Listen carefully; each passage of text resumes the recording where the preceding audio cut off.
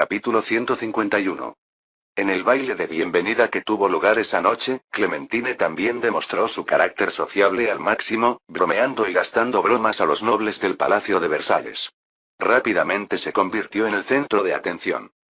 La reina María observaba a su sobrina con satisfacción, asintiendo con frecuencia y pensando en lo maravilloso que sería si esa muchacha fuera su nuera. En cuanto a las jóvenes nobles de Versalles que se atrevieron a acercarse al príncipe heredero, pronto fueron ahuyentadas por la mirada feroz de su primo pequeño, lo que permitió a Joseph disfrutar de un raro momento de relajación en el baile. Al caer la noche, Joseph y Luis XVI caminaron uno al lado del otro alejándose del salón de baile. El padre y el hijo hablaron un rato sobre la formación de artesanos para fabricar pistolas de percusión. De repente, el rey hizo un gesto para que los asistentes dieran un paso atrás, luego acercó a su hijo y susurró: La archiduquesa Clementina parece muy saludable y vivaz, pero la princesa María parece incluso más inteligente. Para ser honesto, ambas son bastante agradables. Sí, son muy bonitos, respondió Joseph. ¿Qué piensas entonces?, preguntó el rey. Joseph lo miró perplejo.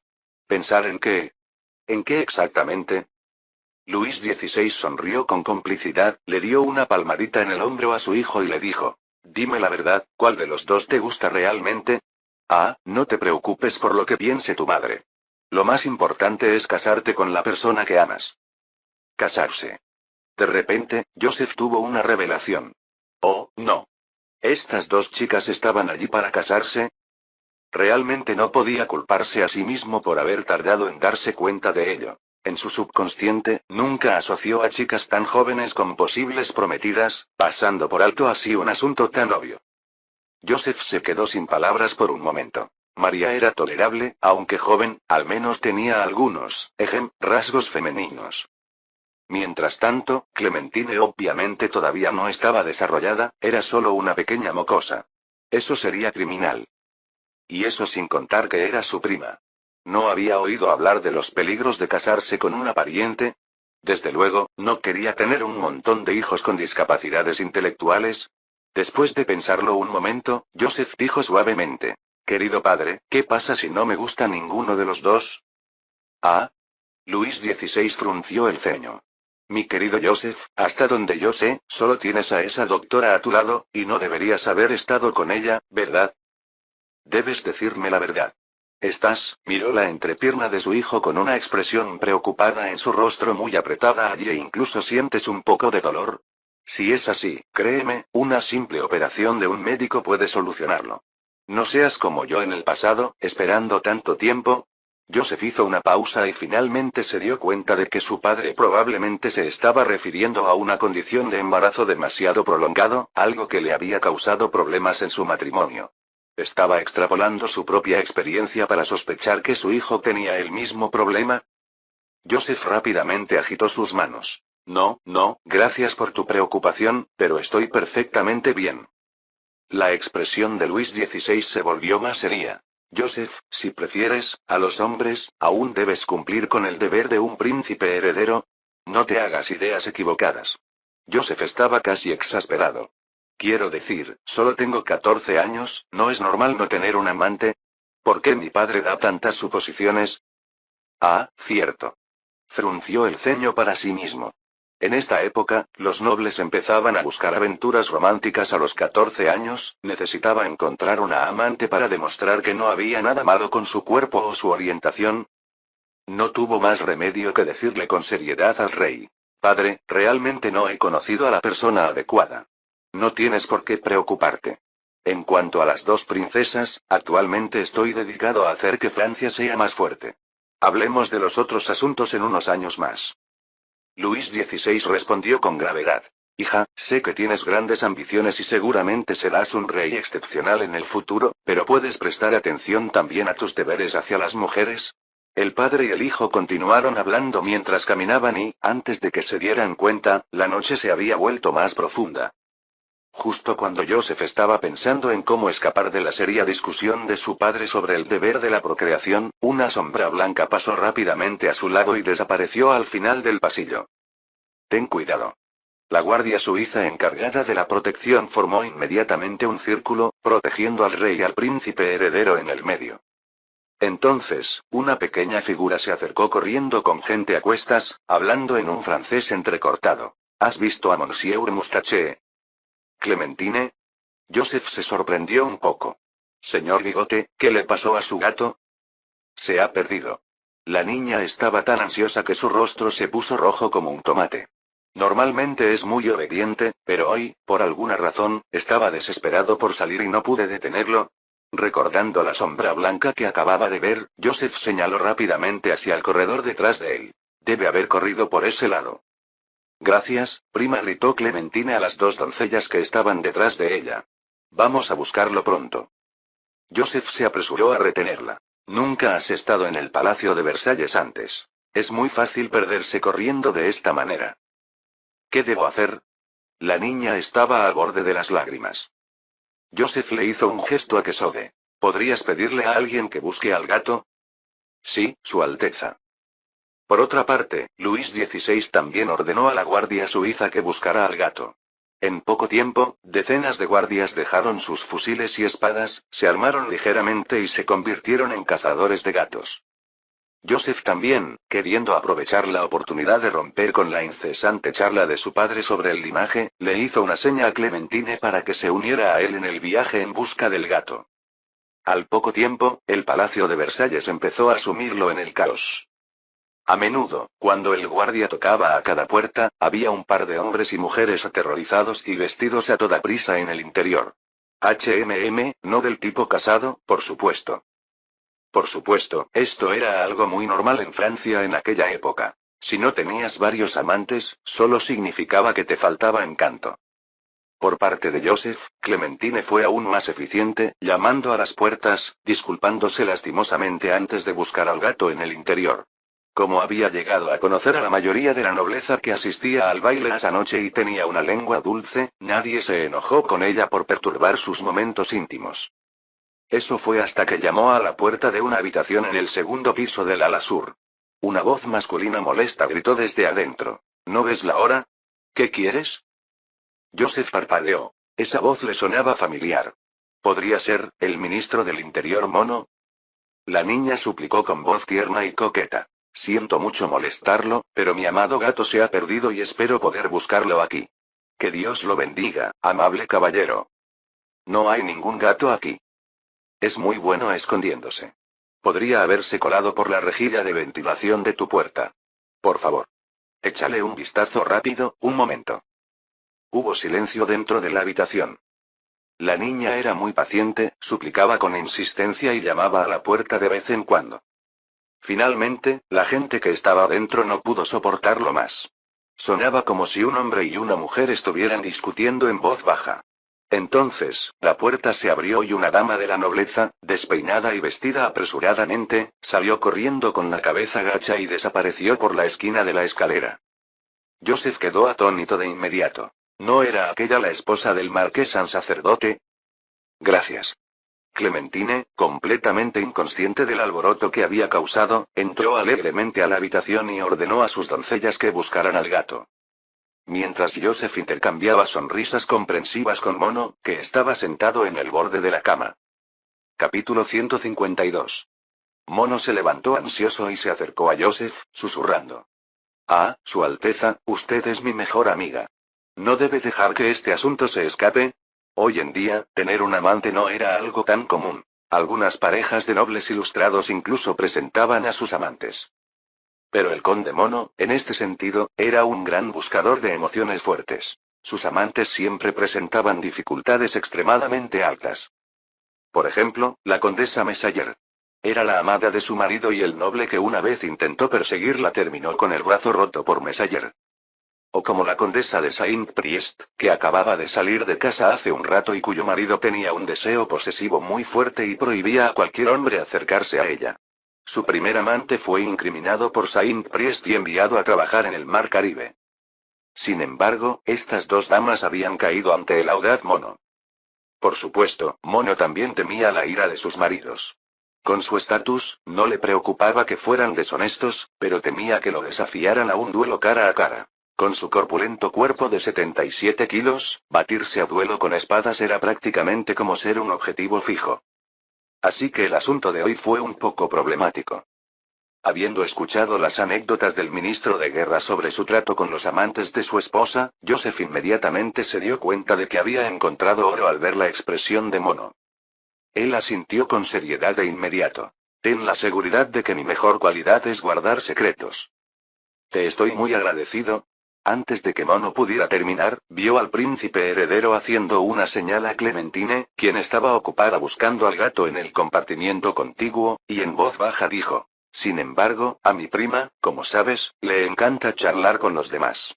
El ministro del Interior se asustó de inmediato y quiso pedirle que mantuviera el secreto, pero luego dudó. ¿Cómo iba a hablar de un asunto así con una jovencita?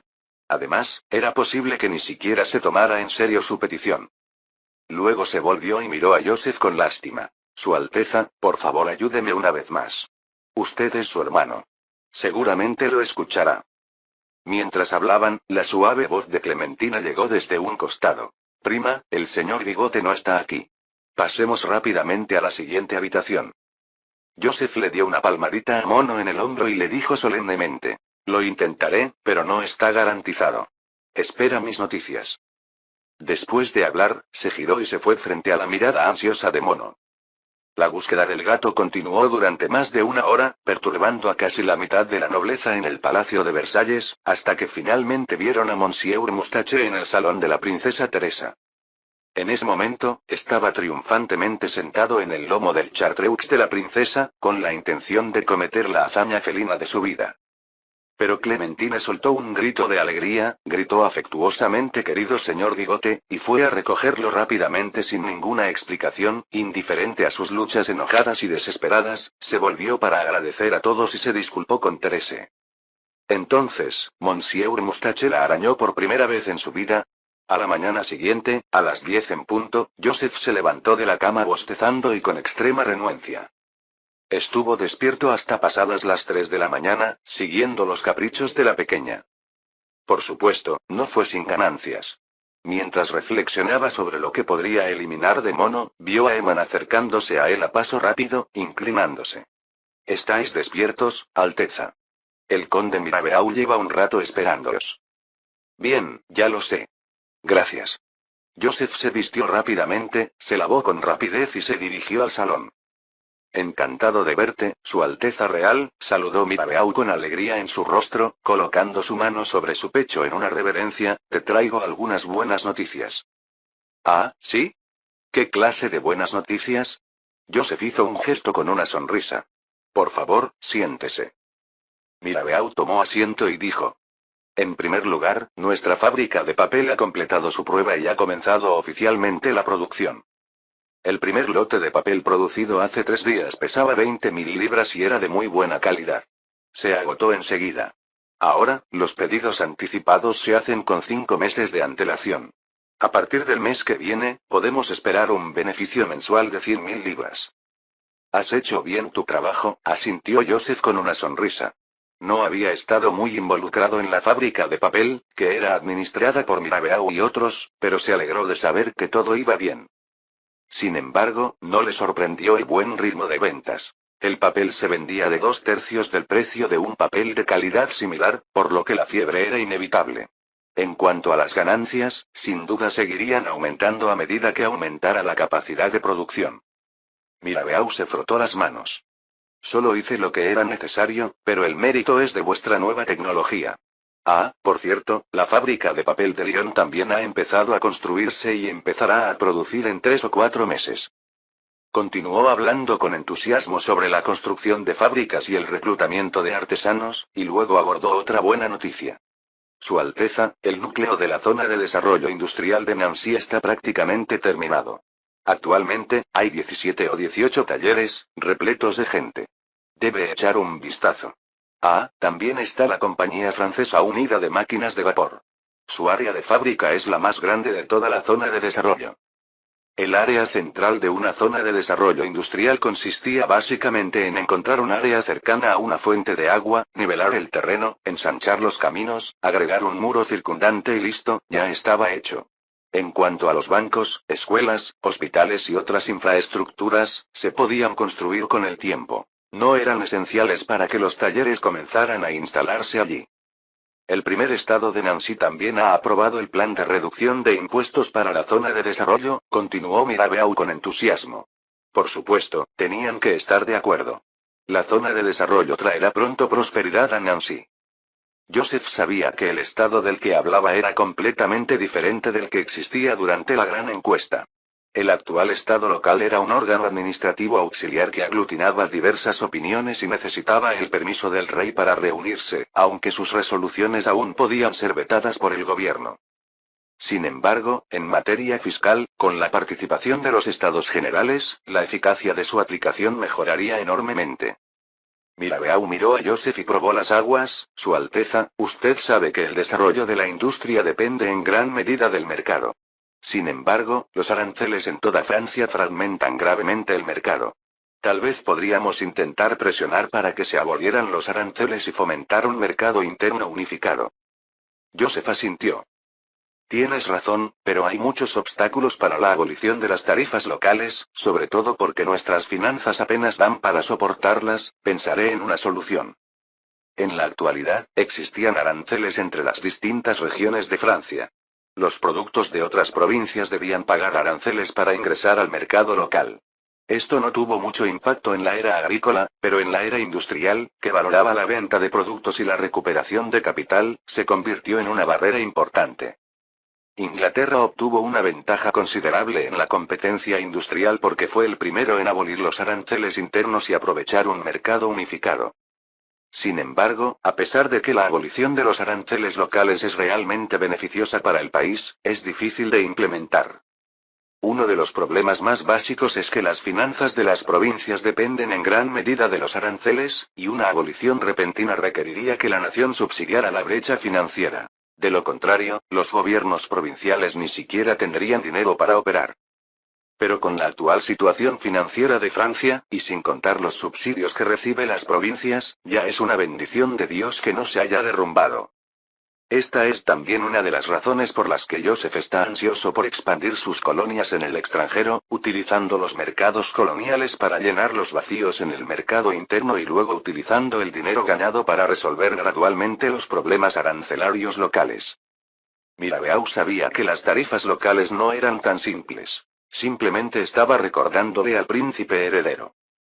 Después dio la última buena noticia. Las patatas compradas en Austria, los Países Bajos del Sur y otros lugares habían llegado en lotes a provincias como Alsacia y Lorena, y los granos que anteriormente se habían exportado desde esas zonas se habían repuesto en gran medida.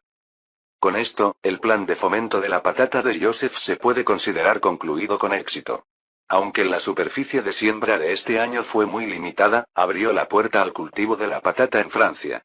Se puede prever que en los próximos años, a medida que se vayan probando los altos rendimientos de las patatas, cada vez habrá más personas dispuestas a plantarlas.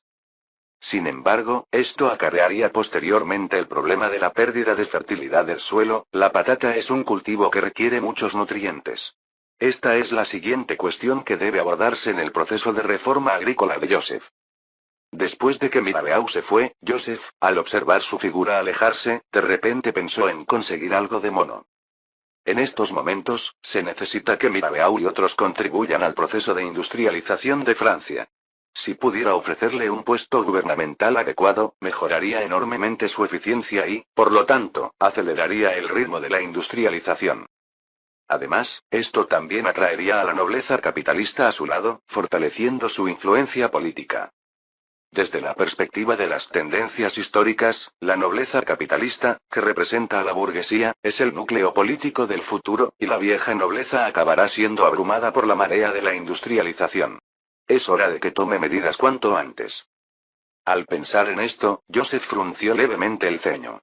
Llevar a Mirabeau, un representante de la élite capitalista, al gabinete controlado por la aristocracia terrateniente inevitablemente enfrentaría una resistencia considerable. Todo esto requirió una planificación cuidadosa de su parte. Esa noche, en la fiesta de juego organizada por la reina María, Joseph, llevando a Mono aparte a un rincón del salón, miró a Clementine, que estaba apostando en la mesa de dados, y susurró. Le prometí una plétora de condiciones y finalmente la convencí. ¿Puedes estar seguro? Ella jura que no le contará a nadie lo de anoche. De hecho, anoche Joseph le preguntó a Clementine si había visto a alguien salir de la habitación de Mono, la joven afirmó que solo prestó atención al gato y no vio a nadie. En cuanto a su doncella, como nunca había estado en el Palacio de Versalles, no reconoció a Madame Saint-Priest.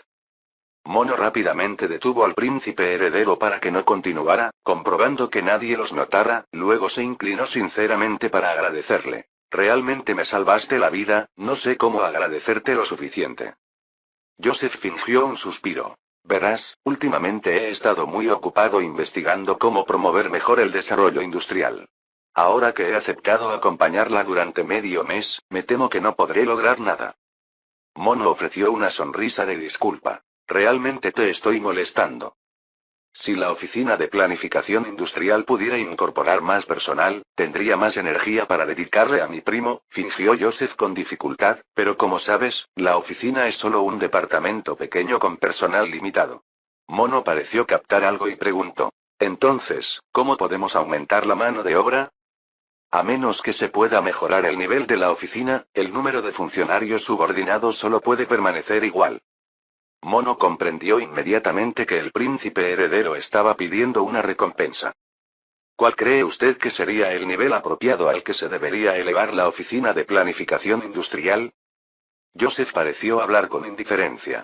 Si pudiera convertirse en el Ministerio de Industria, entonces podría ocupar un puesto como ministro de Industria o algo así. Mono suspiró para sus adentros. El príncipe heredero aún tenía la influencia de la noche anterior y tenía que ofrecer esta recompensa. Afortunadamente, el sector artesanal no estaba generando mucho dinero, había muchos problemas asociados y, dado que el príncipe heredero ya lo había estado administrando, no sería demasiado problemático separarlo por completo del sistema de administración interna. Después de pensarlo, Mono añadió. Su Alteza, estoy totalmente de acuerdo con su propuesta. Pero en un cambio tan significativo como la designación de un ministro de Industria, yo solo no tengo la última palabra. Joseph sonrió y dijo. Solo tienes que proponer la moción en la reunión del gabinete y yo me encargaré del resto. Como desee, Su Alteza. Después de la seria conversación, Joseph, que parecía relajado, llevó a Mono a jugar a las cartas, solo para ser sorprendido de repente por los gritos exasperados que provenían de la mesa de dados, donde Clementine gritaba. He perdido 12 juegos seguidos. ¿Estás haciendo trampa? El sirviente encargado de tirar los dados entró en pánico y rápidamente inclinó la cabeza en defensa. Absolutamente ninguna trampa, por favor no te enojes. La niña rápidamente reprimió su ira, dio un paso adelante para tomar el brazo del hombre y alegremente le puso un caramelo en la mano. No me hagas caso, solo estaba desahogándome. Toma, toma un caramelo, es realmente dulce. Joseph observó con interés cómo la preocupación del croupier se convertía en alegría, agradeciendo repetidamente a la muchacha, antes de continuar supervisando el juego. Clementine se atrevió a apostar 2 libras al alto. Se abrió el cubilete de dados, revelando un 1, 3, 1 bajo. La niña, sin dejarse intimidar por sus pérdidas, apostó 1 libra a la baja. Se abrió de nuevo el cubilete de dados y apareció 5, 5, 6, alto. Me niego a creer que no puedo ganar. El rostro de Clementine se sonrojó con determinación mientras continuaba haciendo apuestas. Qué mala suerte tuvo esta señorita. Joseph meneó la cabeza, divertido, y cuando estaba a punto de marcharse, se le ocurrió una idea. Dado que está atravesando una racha tan perdedora, quizás pueda servir como indicador contra Ryan. Joseph dio un paso adelante inmediatamente. Al ver que Clementine apostaba abajo, sacó rápidamente 5 monedas de plata y apostó a alto. El resultado fue 4, 6, 5. Alto. ¡Qué precisión! Joseph miró a la niña sorprendido y tomó 10 libras de la mesa. Al ver que su prima venía y ganaba, Clementina se indignó aún más y apostó obstinadamente otras 2 libras a lo bajo. Inmediatamente Joseph apostó a lo alto las 10 libras que acababa de ganar. El resultado fue 6, 4, 3. Alto. Una luz brilló ante los ojos de Joseph al darse cuenta que había descubierto un tesoro en la niña. Después de pensarlo, se acercó a la niña y le aconsejó. Todavía eres joven, diviértete, no apuestes demasiado. Gracias por preocuparte, prima, pero seguro que ganaré. Replicó la niña, arremangándose y pasando a la siguiente mesa. Joseph sacudió la cabeza con impotencia y siguió a Clementine. Ella apostó alto, él apostó bajo. En la mesa de baccarat, ella apostó por la banca y él apostó por el jugador. En la mesa de la ruleta, ella apostó a los números impares y él a los pares. Al final de la velada, Joseph había ganado más de lo que había perdido, todo gracias a la estrategia de la Clementina invertida. Cuando la niña perdió el entusiasmo y dejó de jugar, él había ganado más de 100 escudos de oro y un montón de monedas de plata. Junto a la mesa de juego de la reina María, Clementine, devastada económicamente, se aferraba a la mano de su tía y le decía: «Llévame a París mañana, ¿quieres? He estado perdida toda la noche, necesitas consolar mi corazón herido». Incapaz de resistirse a las insistencias de su sobrina, la reina se rió y llamó a su hijo, ordenándole: «Jospé, no hagas nada más mañana que llevar a Clementine a pasar un buen día en París». «Sí, madre», dijo Joseph, asintiendo de mala gana, pensando que era el pago por los servicios de la noche prestados por la niña. La niña estaba muy contenta y de inmediato se aferró a su brazo, haciendo pucheros. «Primo, escuché a gente decir que hay un parque de atracciones Edén construido en el jardín del Palacio de las Tullerías, lleno de cosas nuevas y emocionantes, ¿me llevarías allí a jugar?» Joseph se sobresaltó y preguntó con cautela: «No tienes miedo a las alturas, ¿verdad?» Nota. En esa época, en Francia, los estados generales locales variaban mucho según la región. Por ejemplo, algunas regiones, como Bretaña y Borgoña, tenían estados generales con cierta autoridad que determinaban algunas políticas de gobierno local, pero todos estaban bajo el control real. En la mayoría de las demás regiones, los estados generales eran simplemente una fachada. Capítulo 153. 11 de marzo, 17H. En el recién decorado Palacio de las Tullerías, adornado con innumerables cintas, pinturas al óleo y vallas publicitarias, toda Europa observa ahora cómo se desarrolla la Semana de la Moda de París. El Palacio de las Tullerías es una estructura que parece un castillo, con sus altos salones rodeando una gran plaza central. Su diseño inicial servía como último bastión del rey en tiempos de emergencia, la misma plaza donde se agrupaban las tropas. Ahora, sin embargo, este patio de desfile estaba lleno de visitantes internacionales que habían venido para la Semana de la Moda, y hubo miles de asistentes. Además, un número considerable de invitados que no querían comprar asientos caros se quedaban en los huecos entre la plaza y los edificios, estirando el cuello con curiosidad hacia el gigantesco escenario en forma de T que se encontraba al este. Por supuesto, incluso las entradas de pie costaban 6 libras. Gracias a la amplia campaña publicitaria internacional de Joseph, eslóganes como Semana de la Moda de París, solo para aquellos que realmente entienden de moda, de la mano con tu ser amado, experimenta el París más romántico y todavía sopla tu anhelo por la Semana de la Moda de París. Ya habían bombardeado los oídos de la nobleza de todos los países. Ante semejante publicidad grandilocuente, la Semana de la Moda de París se convirtió, sorprendentemente, en el centro de un acalorado debate en los círculos de la nobleza europea. A menos que uno realmente no pudiera permitirse el viaje a París, nadie quería perderse este evento. Sería demasiado embarazoso enfrentarse a quienes lo habían vivido. Por lo tanto, al menos cientos de miles de visitantes acudieron a la Semana de la Moda de París. Aunque las entradas para la ceremonia inaugural eran caras, se agotaron con un mes de antelación. Los nobles que deseaban conseguir un asiento más tarde tuvieron que pagar 4 o 5 veces el precio, sufriendo la extorsión de los revendedores. En ese momento, en los asientos de lujo situados en el lado este de la plaza del Palacio de las Tullerías, aquellos asientos dorados cerca del escenario T, que oficialmente cuestan 80 libras cada uno, un caballero inglés de mediana edad, vestido con un abrigo de terciopelo negro, con bolsas en los ojos y orejas que sobresalían, miraba boquiabierto el resplandeciente Palacio de las Tullerías, sin poder contener sus exclamaciones. Cuando leí por primera vez en el periódico que experimenta la vida real en el Palacio de las Tullerías, pensé que era simplemente una fanfarronería francesa, pero en realidad han hecho un muy buen trabajo aquí. A su lado, un joven que había sostenido un cuaderno y un bolígrafo todo el tiempo asintió y sonrió. Señor Walsh, de hecho, el Palacio de las Tullerías fue una vez residencia real del pueblo francés. Gracias por recordármelo, señor Alwyn, respondió el señor Walsh con sorpresa y agradecimiento. No me extraña que sea tan lujoso. Parece que gasté bien mi dinero.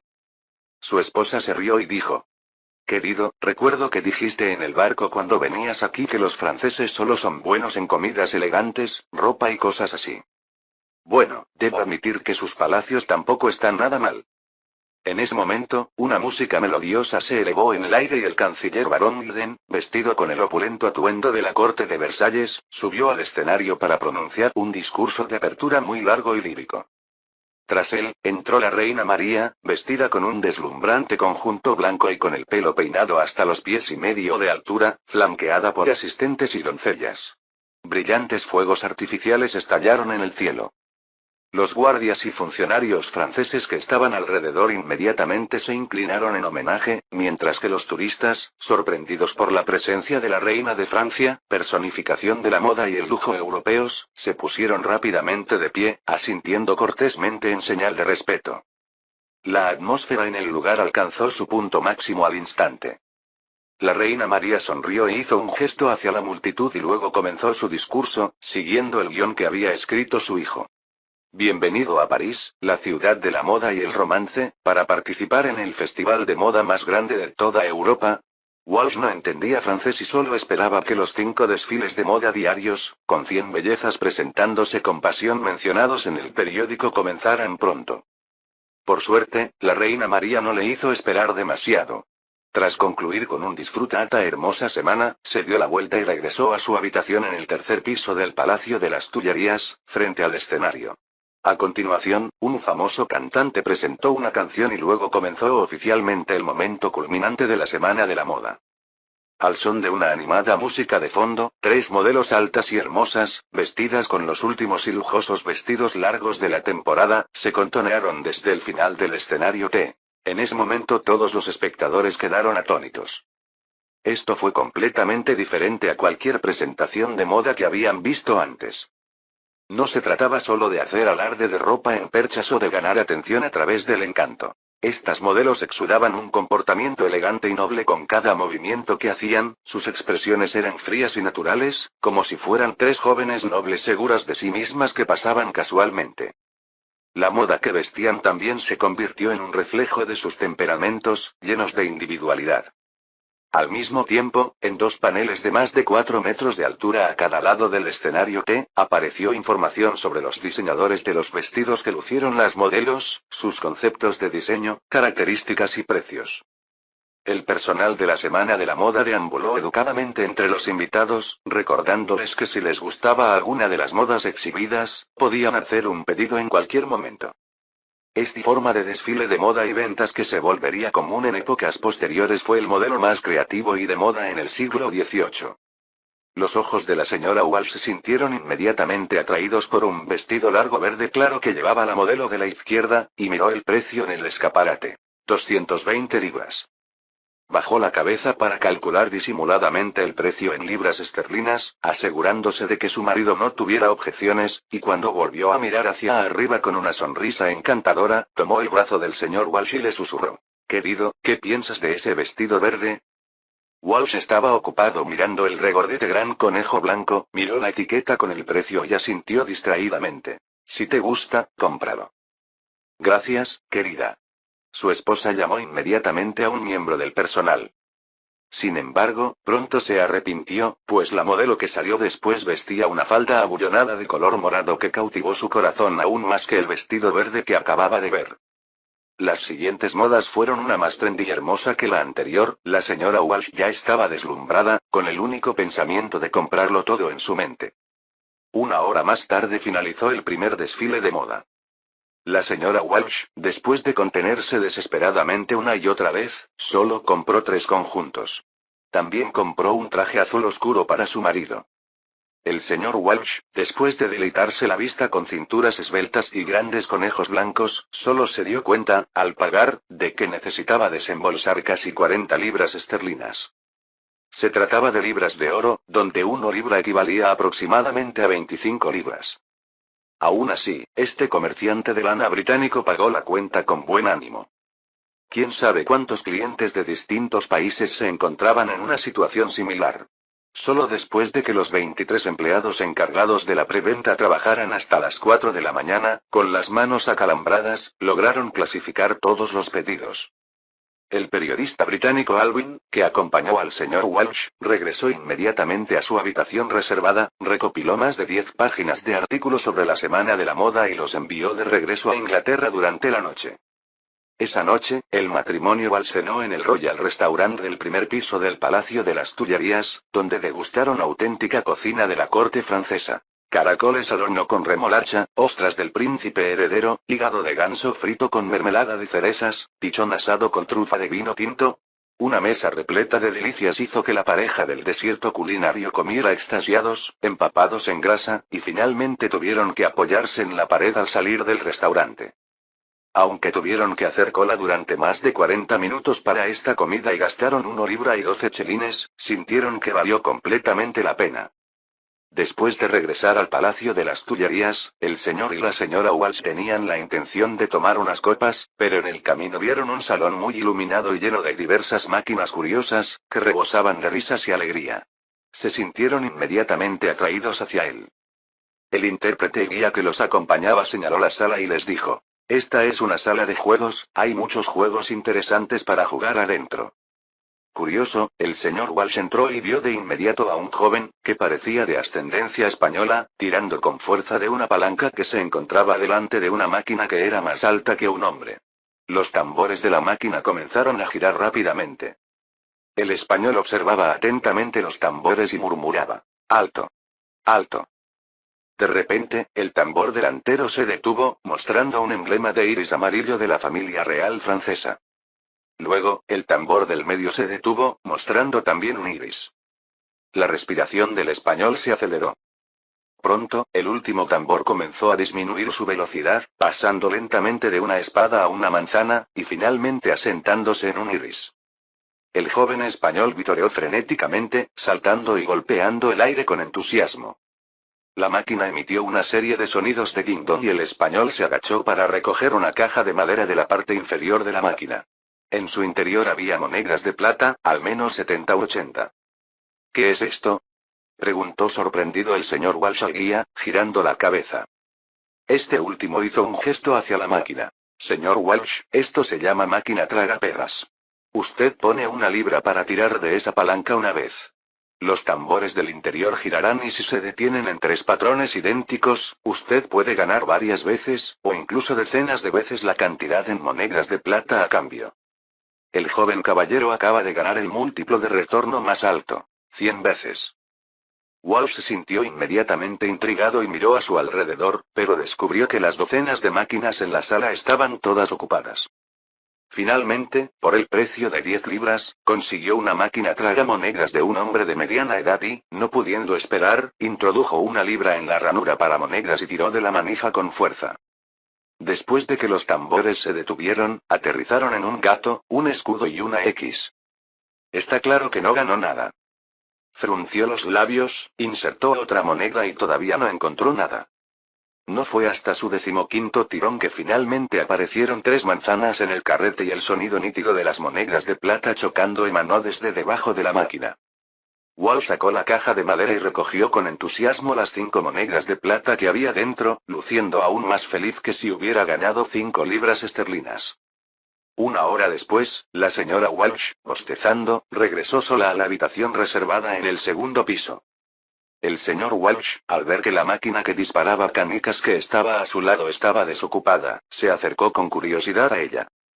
Introdujo una moneda, tiró de la palanca y la canica rebotó dentro de la máquina antes de caer en un agujero marcado con un X3. 3 monedas de plata cayeron desde el fondo de la máquina. Walsh estaba muy contento e inmediatamente transfirió sus afectos, comenzando a concentrarse en jugar en la máquina de pinball. Las máquinas de entretenimiento de esta sala fueron preparadas especialmente por Joseph para celebraciones como la Semana de la Moda. La estructura interna de estas máquinas no era complicada en absoluto. Bastaban con muelles y volantes de inercia, además de algunos engranajes. Los artesanos de más de 10 relojerías de París habían invertido meses en fabricarlas y eran mucho más sencillas que los relojes. Aunque eran máquinas de juego muy simples, la gente de esa época nunca había visto nada parecido. Uno tras otro, se volvían como encantados, tirando una y otra vez de las manijas o palancas, sin poder parar. Y en el Palacio de las Tullerías había más de 70 máquinas de este tipo, cada una de ellas devorando vorazmente las monedas de plata de los visitantes. Cuando eran pasadas las 3 am, la señora Walsh se despertó sobresaltada, al darse cuenta de que su esposo aún no había regresado a la habitación, se vistió apresuradamente y corrió al salón de diversiones, solo para ver al señor Walsh con los ojos inyectados en sangre pero con el espíritu emocionado, todavía tirando incesantemente de la palanca. Al día siguiente. No hubo desfiles de moda ni por la mañana ni al mediodía. Entonces, después del desayuno, la señora Walsh arrastró a su marido, que tenía ojeras que le cubrían la mitad del rostro, al parque de atracciones Eden, del que todos hablaban maravillas como extremadamente divertido y un lugar que lamentarías no visitar por el resto de tu vida. A la entrada del parque, que parecía traído de un mundo de cuentos de hadas, varios trabajadores disfrazados de ratas gigantes con orejas redondas y peludas de color negro, ojos grandes y narices puntiagudas saludaban a los visitantes por todas partes. Bueno, estas adorables mascotas eran en realidad Mickey Mouse de épocas posteriores. Pero en el siglo XVIII no había ningún Disney que molestara a Joseph, por lo que él los copió sin dudarlo. Un gran número de visitantes se sintieron atraídos por la adorable apariencia de Mickey Mouse, ya sea siguiéndolos o tocando cautelosamente sus cabezas, mientras exclamaban wow con asombro de vez en cuando. Y Mickey señalaba con mucho entusiasmo la ubicación de la taquilla para todos. El precio de la entrada no era nada barato. Para tener acceso ilimitado a todas las instalaciones de ocio, además de té y aperitivos gratuitos, costaba 30 libras por persona. Para elegir 4 instalaciones de ocio a vapor, el precio era de 18 libras por persona, sin bebidas ni postres. El señor Walsh sacó generosamente 2 libras esterlinas y 10 chelines y se los entregó al vendedor de entradas, para jugar ilimitadamente, y luego entró al parque de diversiones con su esposa. Su esposa, que ya había cumplido los 30, se convirtió inmediatamente en una jovencita, retozando y riendo entre el carrusel y las atracciones de la taza de té. Una vez que la señora Walsh se hartó de divertirse, llevó a su esposo con ella a la tienda principal de París Angel Exclusive Store. Aunque England también tenía una tienda franquiciada, se decía que un nuevo producto llamado crema para ojos había llegado al mercado en la tienda principal de París, y había un descuento reciente, así que ¿cómo no iba a ir de compras? En un principio, iban a pedir un carruaje, pero justo en ese momento llegó a la estación una diligencia pública. Siguiendo la recomendación del guía, subieron con curiosidad a la gran diligencia con capacidad para 25 personas. 2 caballos tiraban de la diligencia por la nueva vía de madera. Las ruedas apenas encontraban resistencia, lo que permitía avanzar a gran velocidad. Además, como el carruaje estaba equipado con un nuevo tipo de suspensión de ballestas y la propia vía de madera era muy lisa, prácticamente no había sensación de baches en el interior del carruaje. La señora Walsh se sintió tan cómoda como si estuviera navegando en un arroyo. Ella miró a su alrededor con alegría. Este carruaje es realmente bonito. El guía le respondió en el momento justo. Tienes buen ojo. Esto está hecho con la tecnología de los carruajes reales. Los carruajes similares son hoy la primera opción entre la clase alta de París. La señora Walsh preguntó rápidamente en voz baja. ¿Cuánto cuesta un carruaje como ese, de esos en los que caben 4 personas? Probablemente menos de 600 libras. La señora Walsh miró inmediatamente a su marido con ojos suplicantes. Él asintió generosamente. Vamos a ver los carruajes mañana. Capítulo 154. La señora Walsh le dejó el número de su habitación en el Palacio de las Tullerías al dependiente de la tienda Paris Angels. Este le indicó inmediatamente y con respeto que podrían entregarle allí los artículos que había comprado al día siguiente por la mañana. No había forma de evitarlo, a pesar de que había comprado cosméticos por valor de 300 libras, la semana de la moda había atraído a demasiadas clientas y el personal de entrega de la tienda estaba ocupado trabajando 18 horas al día y aún así no podía seguir el ritmo. Este ya era el resultado inmediato para ella como miembro de la tarjeta dorada. Después, el matrimonio Walsh fue al taller de carruajes y encargó el último modelo del carruaje Royal Same Type, gastando 800 libras. 600 por el carruaje y 200 por el envío al puerto británico. Luego se apresuraron a ir al Museo Real del Louvre. En el carruaje, la señora Walsh miró las limpias y ordenadas calles de París, entrecerró los ojos, respiró profundamente y no pudo evitar elogiar. Esto es mucho más limpio que Londres. Incluso el aire huele dulce. El señor Walsh asintió con la cabeza en un gesto de total acuerdo. Sí, ni un poco de excremento en las calles. A veces tengo que felicitar a los franceses por su cultura en este aspecto. La señora Walsh pronto descubrió un edificio pequeño, cuadrado y novedoso y preguntó al guía sobre él. Este último lo presentó de forma algo torpe. Ah, señora, eso es un baño público, un lugar donde los transeúntes pueden hacer sus necesidades. La señora Walsh se sintió inmediatamente avergonzada por su falta de experiencia mundana y murmuró suavemente. No me extraña que las calles estén tan limpias. ¿Cuándo podrá Inglaterra aprender de ellas? Se juró en secreto a sí misma que debía aprender algo de francés al regresar, de lo contrario ni siquiera reconocería los baños. El señor Walsh se reclinó en su asiento y bostezó. Ah, ni siquiera quiero volver a Londres. Comparado con aquí, Londres es como un montón de basura. Los ojos del guía brillaron de sorpresa y de inmediato señaló hacia el jardín del Palacio de las Tullerías, sonriendo. Señor Walsh, tal vez podría comprar una villa en el Jardín Real, y así podría quedarse a menudo en París. Especialmente durante la temporada de lluvias de Londres, tomar unas vacaciones en París sería sin duda una buena opción. El jardín del Palacio de las Tullerías, llamado jardín, es en realidad un espacio abierto de varios millones de metros cuadrados junto al palacio, un lugar donde los parisinos suelen pasear después de cenar. Walsh parpadeó y preguntó. ¿Te refieres a esa gran construcción de casas en el lado este del Palacio de las Tullerías? Exactamente, señor Walsh. Estará terminado dentro de 3 o 4 meses. El guía se mostraba tan atento porque recibiría una comisión de 500 libras por cada villa vendida a través de su presentación, incluido el carruaje que Walsh había comprado, por el que también recibió una comisión de 30 libras. Walsh se sintió muy tentado porque las villas estaban muy cerca del Palacio de las Tullerías y al abrir las ventanas se podían ver claramente los detalles faciales de las esculturas del exterior del palacio. Luego preguntó, ¿sabes el precio de venta de esas villas? Ah, los que están junto al Palacio de las Tullerías cuestan unas 50.000 libras, es decir, 2.000 libras esterlinas. Los que están junto a las vías de los carruajes públicos cuestan unas 1.900 libras esterlinas. Más lejos hay algunos que valen 1.500 libras esterlinas. Walsh se quedó sin aliento de inmediato. Aunque era un hombre adinerado, no podía soportar gastar 2.000 libras en una casa en Francia. Una villa del mismo nivel nunca superaría las 1.000 libras en Londres. Al ver su expresión, el guía dijo inmediatamente. Estas villas definitivamente valen la pena, señor.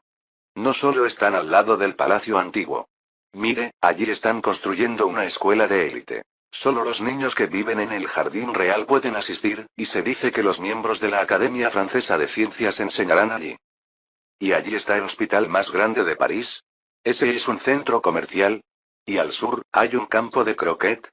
Al final, Walsh no fue a ver aquellas villas de 50.000 libras. Temía no poder resistirse a comprar una, lo que haría que su situación financiera fuera un poco difícil. Cuando él y su esposa terminaron de recorrer París y regresaron al Palacio de las Tullerías, el desfile de moda de la tarde ya había comenzado. Sin embargo, esta vez la señora Walsh disfrutó sola del desfile de modas. Su marido, al regresar, se dirigió directamente a la sala de juegos y se puso a luchar con entusiasmo frente a la máquina tragamonedas. La señora Walsh se volvió para mirar la silla vacía a su izquierda y murmuró con cierta sorpresa. ¿Por qué no ha venido el señor Alwyn? Su amiga periodista británica estaba en ese momento en un teatro, observando a Urters y a buscar la semilla de fuego mágico en la lava con una expresión tensa. En realidad, no tenía dinero para el parque de atracciones ni para ir de compras. El periódico lo envió a cubrir la semana de la moda, pero no le proporcionó demasiada financiación. Pero podía permitirse la entrada al teatro, así que decidió pasar el tiempo viendo obras de teatro, sin esperar engancharse desde la primera vez.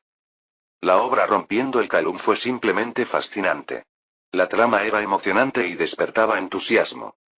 Justo cuando el teatro estaba realizando un maratón de 10 funciones, compró un pase de temporada y estuvo viéndolo en el teatro durante todo un día, olvidándose por completo de cubrir los eventos de la semana de la moda. No fue hasta que los actores que actuaban por turnos estuvieron todos exhaustos y el teatro tuvo que cerrar que finalmente recordó que su trabajo aún no había terminado. De camino de regreso al lugar del desfile de moda, decidió en secreto que debía traducir al inglés el fascinante drama que acababa de ver para representarlo en Londres. En la sala de juego del Palacio de las Tullerías, el señor Walsh no logró ganar después de 10 rondas, se frotó las manos con desánimo y estaba a punto de insertar otra moneda de plata cuando escuchó gritos salvajes desde atrás. Increíble, jaja. ¿Ves eso? Frunció el ceño, giró la cabeza y vio a un joven con apariencia rusa detrás de él, monopolizando 4 máquinas tragamonedas con su extravagante abrigo rojo. Y en ese momento, una de las máquinas tragamonedas mostró sorprendentemente 3 símbolos de caballeros. Walsh sabía que era un premio gordo que devolvía 30 veces la apuesta. Su corazón se estremeció de envidia.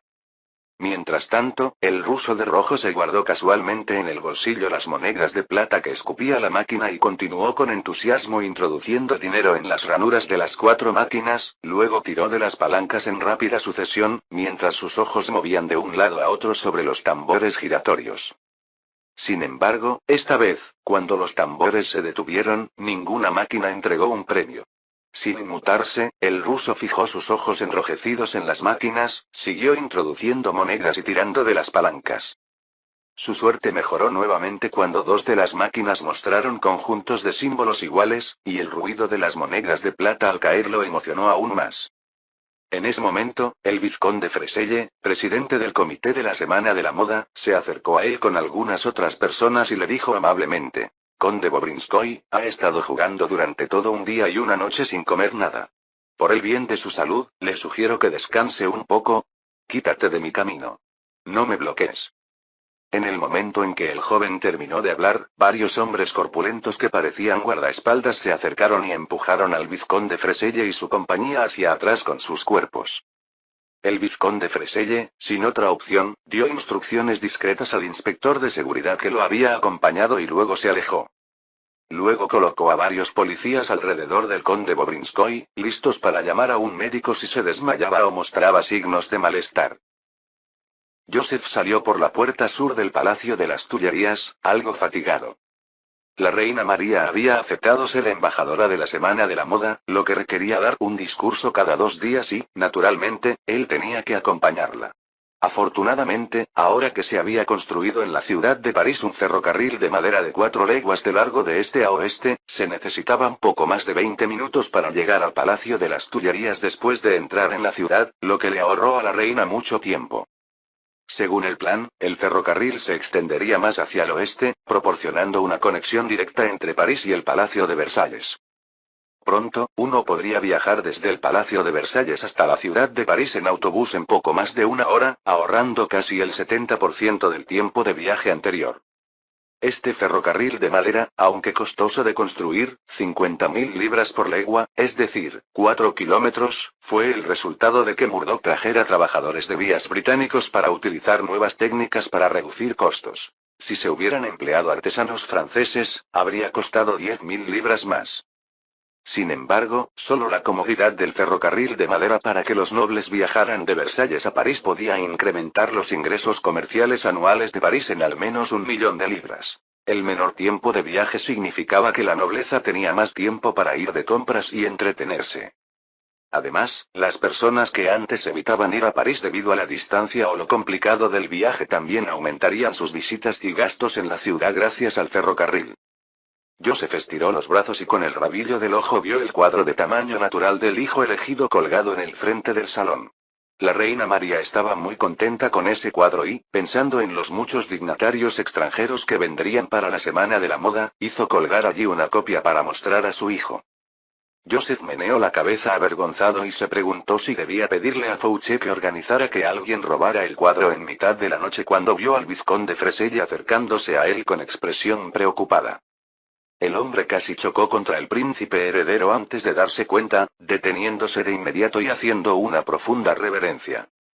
Joseph sonrió y preguntó: «Vizconde Freselle, ¿está usted en algún problema?» Freselle dudó un momento y luego dijo: «Su Alteza, el conde Bobrinskoy de Rusia ha estado en el salón de diversiones durante un día y una noche, y no ha comido nada en ese tiempo. He intentado persuadirlo varias veces sin éxito. Ya sabe, con su estatus, si algo sucediera, podría... Conde Bobrinskoy».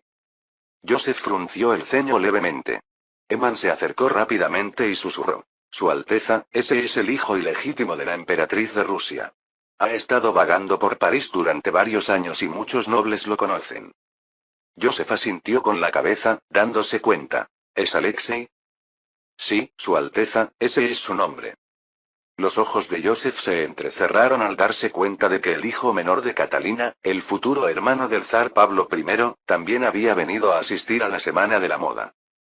De repente recordó que, tras ver la serie rusa La emperatriz Catalina, Alexei había estado viajando por todo el mundo desde que era joven para no amenazar la posición de su hermano como heredero.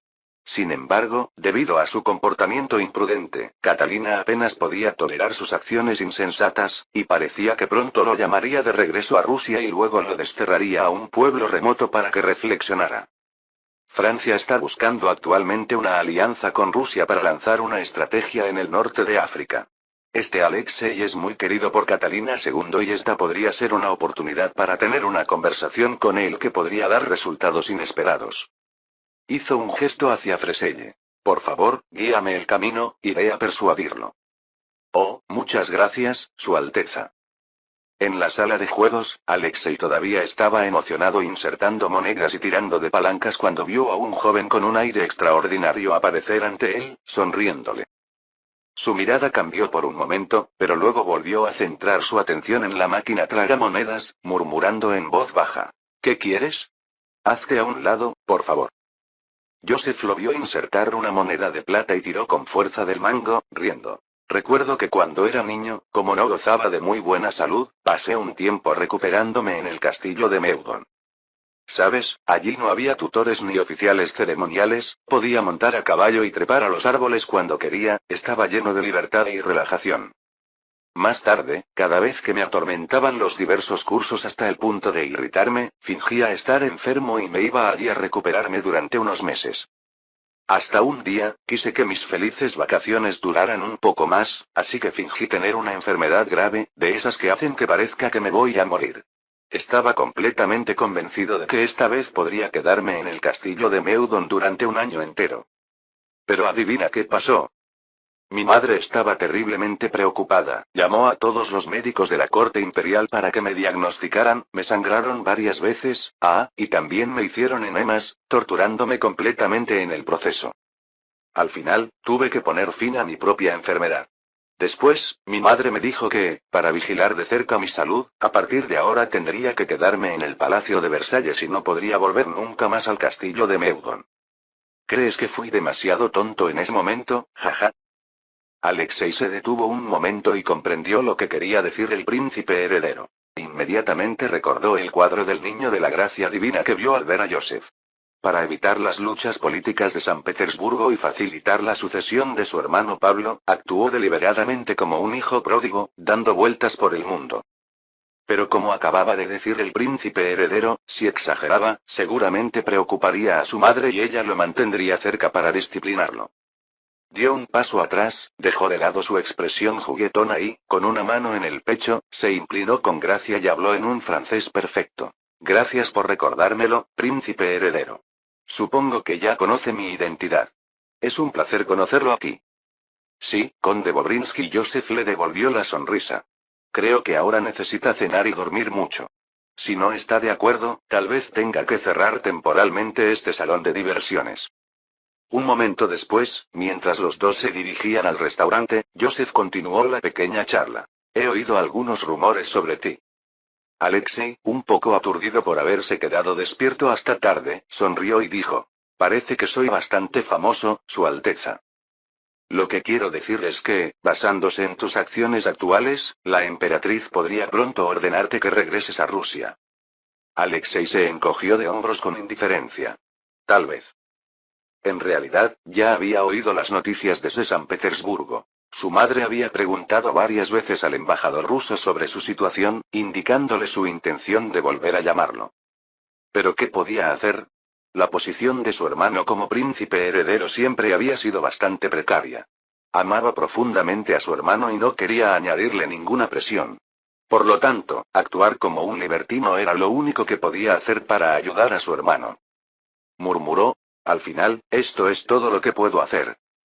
que Sode revisó la caja privada del restaurante con los guardias y asintió con la cabeza hacia Joseph. Este último hizo que Alexei se sentara ahí, mirando al niño ilegítimo, le preguntó: ¿qué te gustaría comer? En realidad, hay muchas cosas que se pueden hacer, quiero decir, cosas que no tienen que ver con la política. Y hacer eso podría, de hecho, alejarte aún más de San Petersburgo. Nota. Antes de Pablo I, la sucesión del zar ruso era diferente a la de la mayoría de los países europeos, ya que era designada por el zar anterior. Por lo tanto, aunque Alexei era un hijo ilegítimo, si era muy favorecido por Catalina II o tenía un prestigio político significativo, tenía el potencial de reemplazar a Pablo como príncipe heredero. Capítulo 155. Chuletas de cordero a la parrilla, sopa espesa de remolacha y trufa, pan asado. Alexei ordenó casualmente algunos platos al camarero que estaba a su lado, luego se volvió hacia Joseph y dijo: tengo mucha curiosidad, ¿qué quieres decir con negocios no relacionados con la política? Tráeme una taza de té negro, sin leche, especias ni azúcar. Después de despedir al camarero, Joseph sonrió y dijo: por ejemplo, ocuparse de algún negocio. Si tuvieras tu propio negocio en París, entonces la emperatriz no te haría volver a Rusia por miedo a tu conducta, por favor, disculpa mi elección de palabras. ¿Negocios? Alexei parpadeó, percibiendo cierta lógica en la propuesta. Nadie asociaría a un comerciante atareado con un puesto en la línea de sucesión de San Petersburgo. Era, en efecto, una buena manera de mantenerse alejado de la política y, en cierta medida, librarse de la imagen de holgazán. De hecho, eso fue exactamente lo que hicieron los descendientes de Alexei. Para mantenerse alejados de la política, comenzaron a hacer negocios y finalmente fundaron la empresa azucarera más grande de Rusia. Sin embargo, Alexei negó inmediatamente con la cabeza. Gracias por su sugerencia, Alteza. Pero no sé nada de negocios y cada año la emperatriz tiene que subvencionarme con decenas de miles de rublos. No quiero perder aún más de su dinero. No, creo que ganarás dinero, dijo Joseph con una sonrisa, y cantidades significativas además. Alteza, si me permite ser tan atrevido, esto parece bastante improbable. Conozco mis capacidades. Joseph, oliendo el aroma de la taza de té que le trajo el camarero, miró al hijo ilegítimo y dijo: en realidad, no es tan difícil como crees. Todo lo que necesitas es un buen compañero. ¿Un compañero?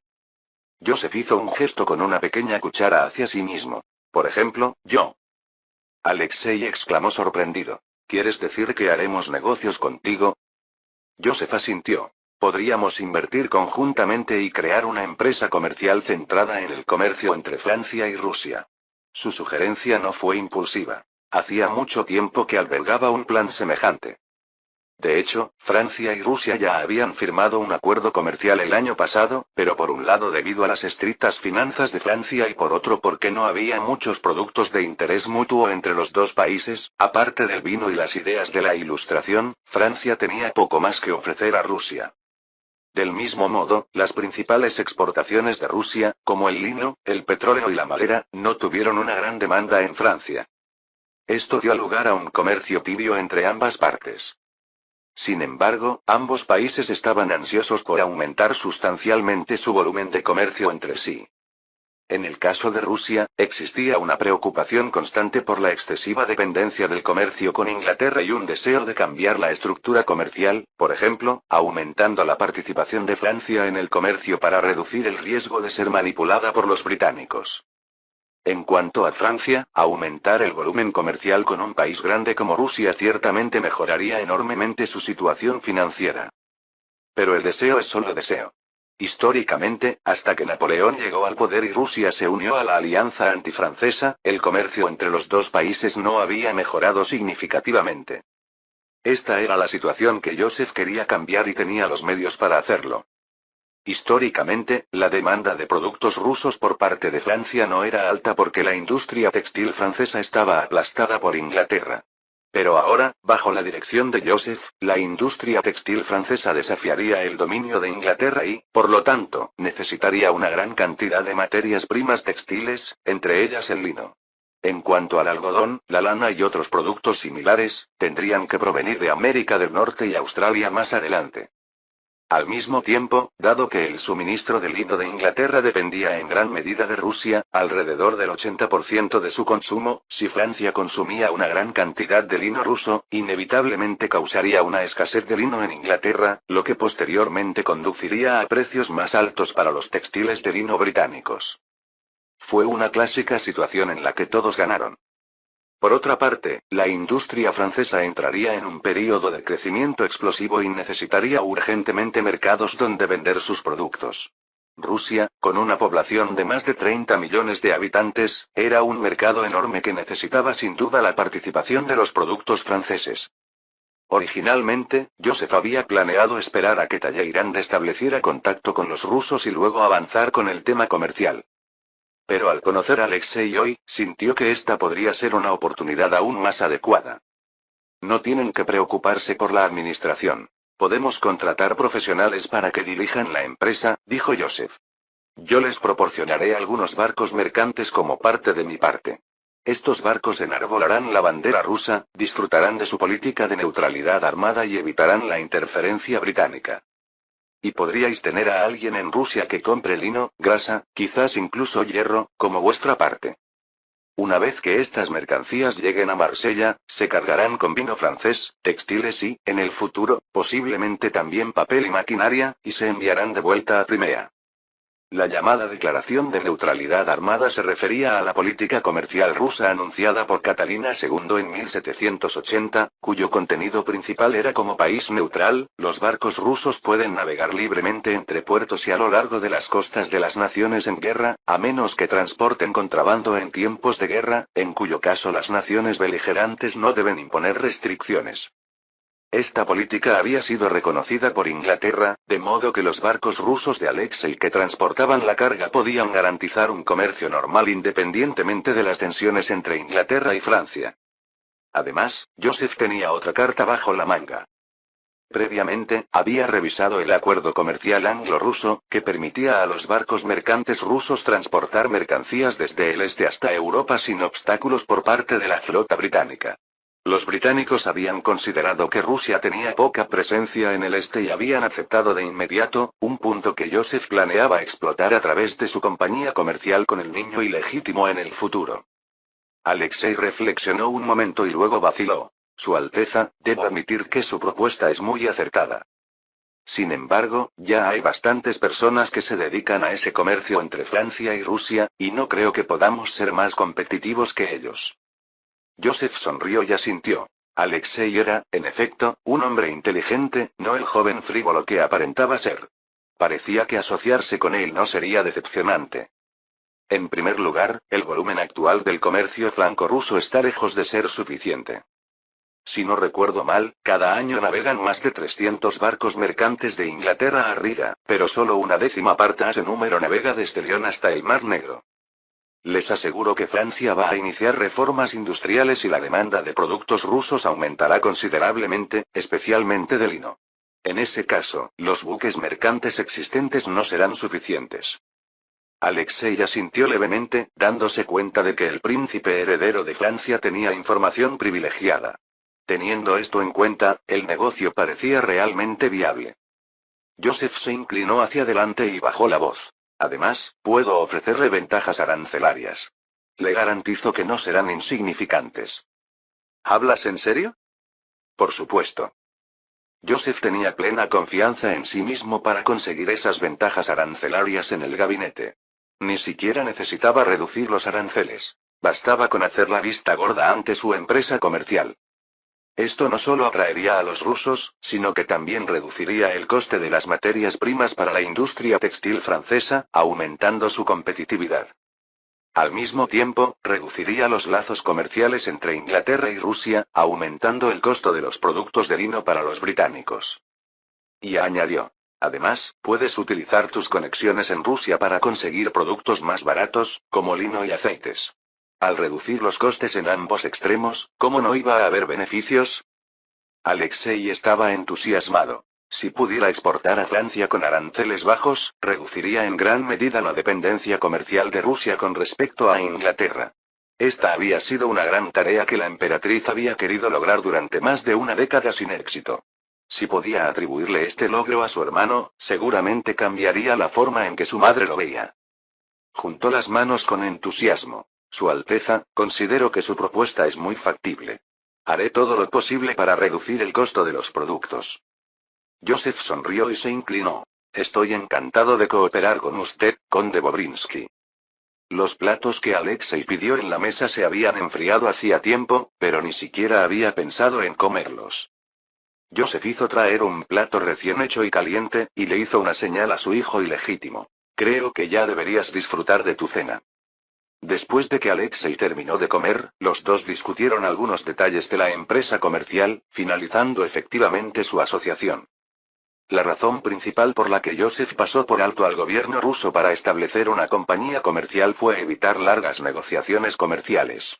La eficiencia de las negociaciones en esa época era muy baja, especialmente dada la distancia entre Francia y Rusia. Si los representantes de las negociaciones tenían opiniones diferentes, consultar a sus respectivos gobiernos podía llevar fácilmente más de 2 meses. Así pues, adoptó este enfoque privado para impulsar el comercio entre los dos países. Una vez que el volumen comercial creciera y ambas partes desarrollaran una dependencia del mercado, la negociación de un acuerdo comercial sería mucho más fácil. Además, esto también le permitió indirectamente controlar algunas importaciones de materias primas, haciendo que los capitalistas fueran algo más obedientes. Tarde en la noche, después de las 10, Alexei se despidió de Joseph, pero se quedó allí mirando su figura que se alejaba, con una sensación de irrealidad brotando de su corazón. ¿Qué clase de joven era este, que de repente apareció ante él, resolvió su dilema con una empresa comercial y además le presentó a Rusia un gran regalo? No había creído del todo los rumores sobre el príncipe heredero de Francia, como el de que supervisaba reformas policiales que mejoraron enormemente la seguridad en París o la planificación de la Gran Semana de la Moda. Supuso que los funcionarios se encargaban de todo y se limitaba a atribuir sus logros al príncipe heredero. Pero después de conocerlo esa noche, Alexei se convenció de que los rumores sobre el príncipe heredero eran ciertos y que su elocuencia y sabiduría eran incluso más notables de lo que sugerían los cuentos. De pronto, Alexei se arrepintió. Si su hermano Paul hubiera tenido esa sabiduría, no habría tenido que pasar tantos años lejos de casa, adormeciéndose con el alcohol y las mujeres, presentándose como un dandy inútil. Mientras Joseph y Alexei discutían sobre la empresa comercial, en el gran salón de la Semana de la Moda se estaba celebrando una subasta. Entre los asistentes se encontraban dignatarios de varios países y muchos miembros de la familia real. La reina María, que había pronunciado un breve discurso con motivo de la Semana de la Moda, también fue arrastrada por su sobrina para sentarse en el balcón del segundo piso. Los artículos subastados eran principalmente vestidos caros y artículos de lujo. Ninguno de estos logró captar la atención de la reina. Su mente estaba llena de la conversación que había tenido con Luis XVI al mediodía. Fue después del almuerzo cuando casualmente le mencionó a su marido la prometida de su hijo. Ella esperaba que su sobrina hubiera conquistado al príncipe heredero, pero el rey le dijo que después de hablar con su hijo, ni Clementina ni María lo satisfarían como prometida. Miró a su vivaz y encantadora sobrina con cierta angustia. Oh, Dios, ¿cómo podía ser que a Joseph no le gustara? Por un momento, ella realmente quiso ser como otros reyes y reinas y simplemente informar a su hijo que Clementina sería su futura esposa. Pero no podía soportar ver a su hijo desanimado o infeliz. Quizás debería esperar un poco más, suspiró la reina para sí misma, el príncipe heredero y Clementine aún son jóvenes. Tal vez si pasan más tiempo juntos, él se enamorará de su linda y adorable prima. En ese momento, el subastador que se encontraba abajo anunció con voz melodiosa. El siguiente artículo que se subastará es el exquisito collar Star Swish. Fue diseñado por un diseñador maestro. Mientras la reina estaba perdida en sus pensamientos, vio a Clementine de repente ponerse de pie a su lado, con sus ojos azules bien abiertos y sin parpadear mientras miraba el objeto subastado, murmurando emocionada para sí misma. Es el que él usó, no hay error, ese es. La reina sonrió y meneó la cabeza. Las niñas no siempre podían resistirse al encanto de las joyas bonitas. Ella misma se emocionaba igual cuando veía joyas que le gustaban cuando era más joven. Sin embargo, no se dio cuenta de que el collar que se subastaba era casi idéntico al que llevaba el príncipe heredero en el retrato niño del Divino Favor. Dios es mi testigo, que ese collar definitivamente no era de Joseph, y él nunca había visto ese collar antes. Todo se debió a que Lady Lebrun, que había pintado el retrato, aceptó el patrocinio de un joyero que insistió en incluir su collar en la pintura.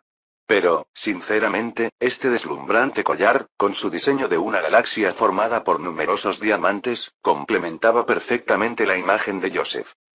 Después de que el subastador anunció el precio de reserva de 80.000 libras, Clementina hizo un gesto a su doncella sin dudarlo y la doncella inmediatamente levantó su mano derecha. Antes de que el subastador tuviera tiempo de reconocer la oferta, se escuchó una voz de mujer desde un palco privado en el lado este. 90.000. Clementina hinchó inmediatamente las mejillas con fastidio. Alguien se había atrevido a competir con ella por el collar de su prima, y había incluso aumentado la oferta en 10.000 libras de una sola vez. Le hizo otra señal a la criada y ésta levantó la mano. El subastador inmediatamente hizo un gesto hacia ella. El invitado aquí ha ofrecido 91.000 libras. Era la misma voz de nuevo. 100.000. La niña de este lado respondió con una oferta aún más alta. Y la mujer en el palco privado del lado este tranquilamente elevó la oferta a una cifra redonda. 110.000. Clementina se puso ansiosa, puso las manos en las caderas y gritó indignada. 120.000. Pensé que no aumentaría 10.000. La mujer del lado este entonces ofreció con confianza. 140.000. ¿Tú lo has vuelto a levantar? La niña siguió gritando 160.000. 180.000. 200.000. Resopló Clementine, después de indicar su oferta, se volvió hacia la criada y dijo: ¿Quién es esa persona? ¿Por qué me están traicionando de esta manera?